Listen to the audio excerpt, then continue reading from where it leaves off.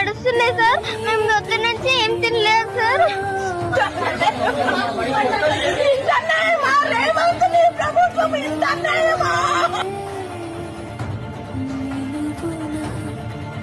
ఏం చేస్తారయ్యా మా బాధని.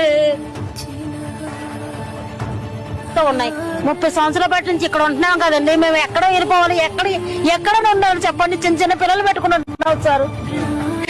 బెదిరిస్తున్నారు సార్. మేము ఎక్కడికైనా వెళ్ళిపోవాలి.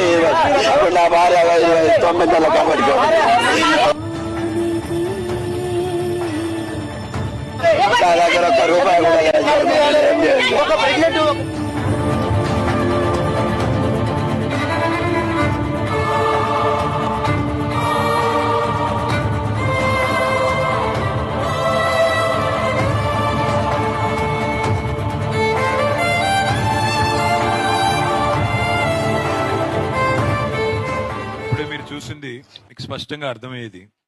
పేదవాడికి ఒక న్యాయం, లేనివాడికి రోజు అవమానం, ఉన్నవాడికి ఒక తీరు, లేనివాడికి మరొక తీరు. ఇది ఈ ప్రభుత్వం యొక్క పనితీరు.